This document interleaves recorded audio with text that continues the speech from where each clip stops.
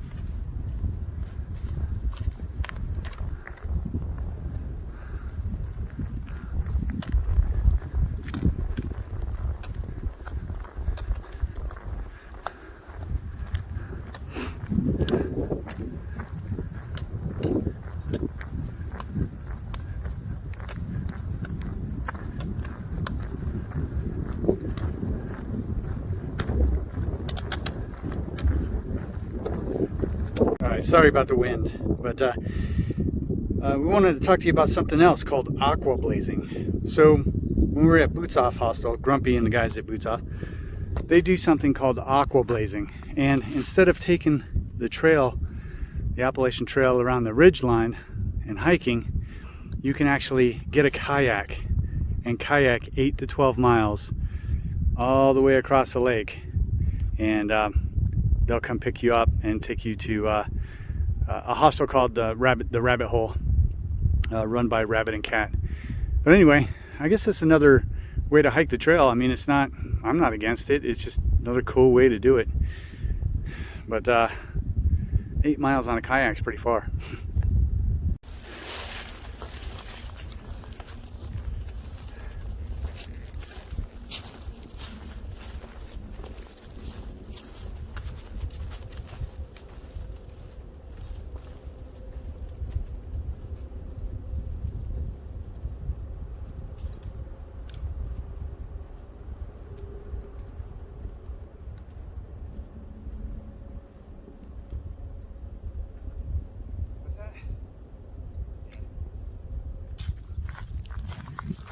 So I wanted to talk about the differences between hiking the AT in the winter or spring, as it is now, and the summer. So if you look behind me, there's not a whole lot of growth on the foliage yet. At times it can look very apocalyptic, if you see in the background here. However, you can get views that you can't see otherwise. I don't know if you can see the lake back there. So in the summer, you're not going to see that because there's going to be so many leaves that have grown, and you can see the mountains in the background here. So you get better views, definitely. But a lot of times you're exposed. Like today, it's fairly warm, probably in the 70s. It's kind of hot, actually. And then, albeit, it's definitely cooler than what it is in the summer. But in the summertime, you're always hiking in the shade because all the leaves have come in and you're in the green tunnel the whole time. So in the winter, you don't really have to carry as much water. 1 liter of water is plenty. When we left the hostel this morning, which was about 7.5 miles ago, I didn't even have a full liter. And I think Gigi had about half a liter. And we just filled up at a creek back there. So 1 liter of water is exactly 1 kilogram or 2.2 pounds. So that's a lot of weight that you don't have to carry in the wintertime. In the summertime, Gigi not so much, but me, I'm tearing through water.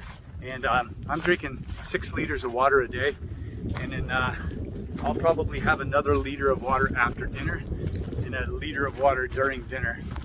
You know, reconstituting food and drinking and stuff.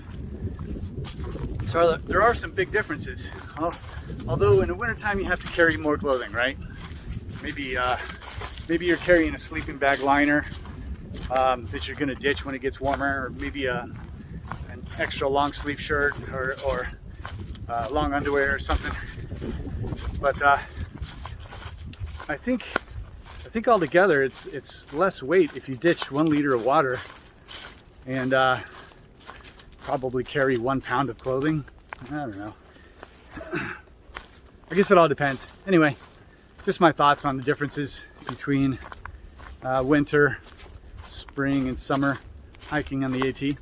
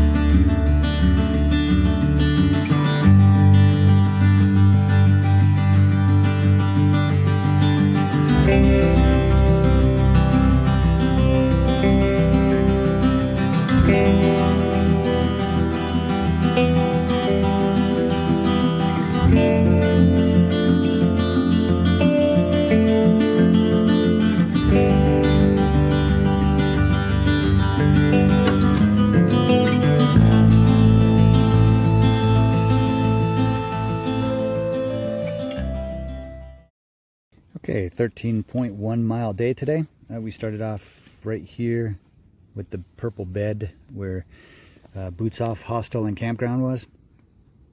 And then the trail kind of walks down, crosses a major highway, kind of Highway 67 or 321, whatever you want to call it. And then it kind of walks along the beach of the lake. And then it kind of winds around some hills until it gets over to the dam. The dam's right there. And then you start some good uphill. And it's a very mild trail as far as uphills and downhills go. And our goal was to make it to Vandeventer Shelter. Ramdino from YouTube told us that that would be a great place to stay, great view. However, we got there at like 1:50 p.m. and we still had some gas left, so we just kept going, and we made it to this tent site here that conveniently has water. So we pitched the tent, and we're going to stay here for the night. Now I want to talk to you about that aqua blazing real quick. So one person from Boots-Off did it, and so you look on the left side of the screen, and that's where the Appalachian Trail goes. But kind of on the right side, you have the Rat Branch boat ramp. That's where they put the kayak in. And whoever's aqua blazing is going to kayak across this entire lake all the way to right here. And that's where they stop kayaking. And that's the aqua blaze. So I'm sure the purists for the Appalachian Trail will not really agree that that is hiking the Appalachian Trail, but I think it's kind of cool that you can do something different with your journey and kind of break things up a little bit. I don't know. What do you guys think? Is aqua blazing good, or is it invalid, or whatever you want to call it? Anyway, I'd like to hear.